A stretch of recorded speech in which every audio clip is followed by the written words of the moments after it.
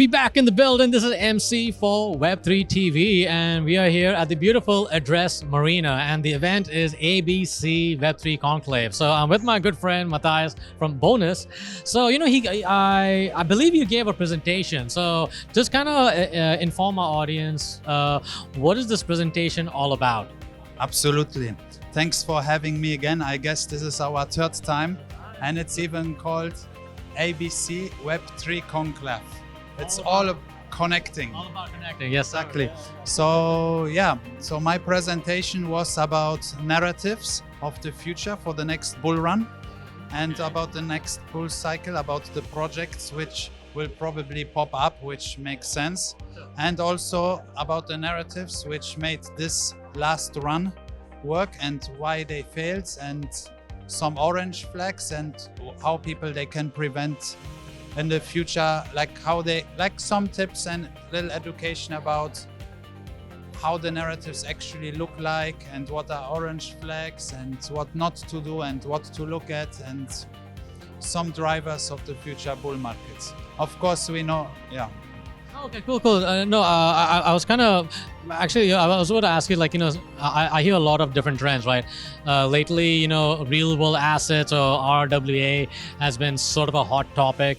So, would that be considered like a trends for the future, or is it ZKP? I know some people are talking about that as not just a fad, but it is a future that's coming towards us. I mean, what are your thoughts? I know that's quite a big question, so I apologize. It's all good. It's all good. You actually hit the spot.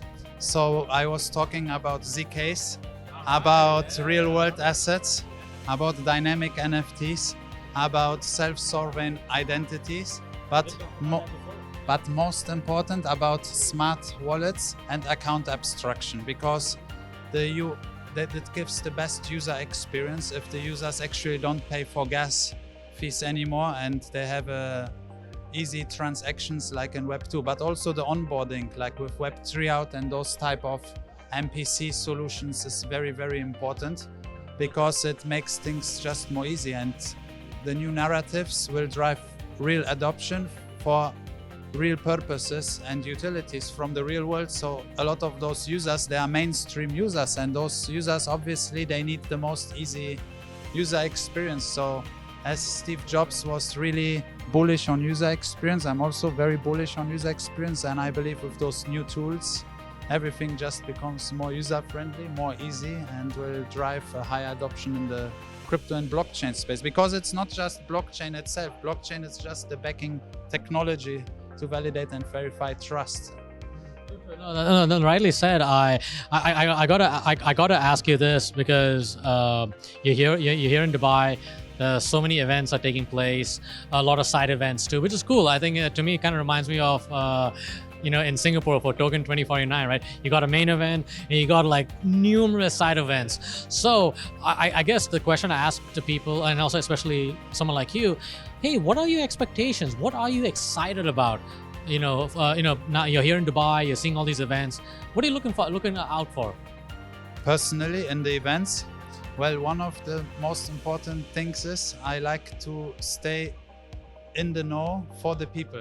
So they need to know that we exist, that Matthias Mense exists, that Matthias Mense is building a project, that Matthias Mense is for the space, and that Matthias Mense wants to make sure that this space is actually as healthy as possible, especially also in our region.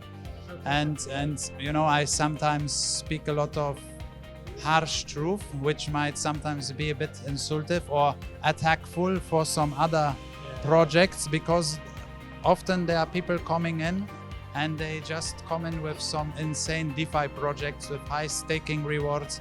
Those people, they don't have a long-term intention to succeed. They just want to take the money out in the beginning, and they often not even registered. And companies which are actually registered here, they have a much harder time, because they are now known to the regulators, they expose themselves. So all those bad players who come in, they often not even registered. They do some events and park supercars outside. They make some tricks, and the people who are not very well educated, also because they don't watch Web3 TV enough, they Yeah. Yeah. We've got some good investigative journalists in the Web3 space, you know. Of course, but I have to give you guys special shout out because you guys are in every conference and do a great job. This is very, very important for the industry, you know.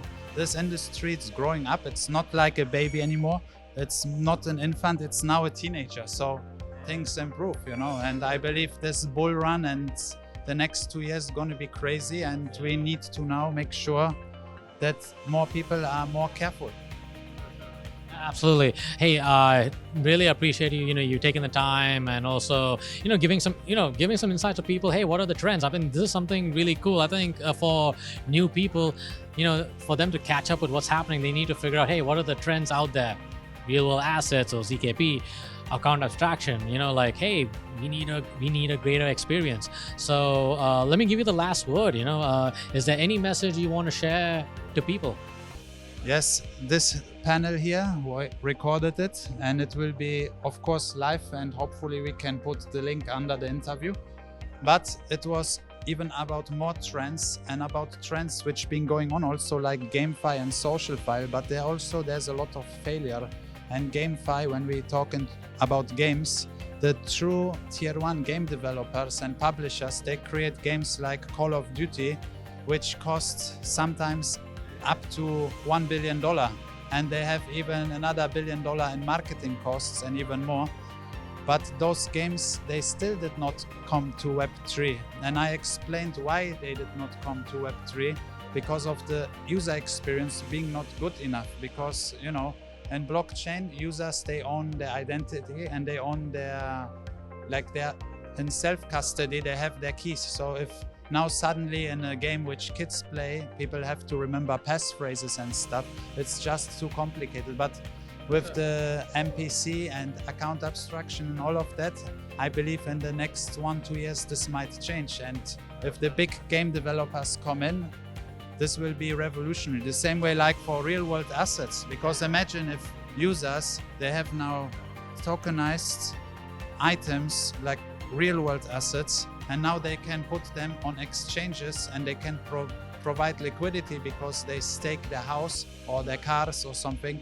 It will bring so much liquidity in this space, and it's just another little catalyst for the next bull run. We'll have a lot of catalysts, but it's very, very important that BlackRock comes in and buys those ETFs once they're out.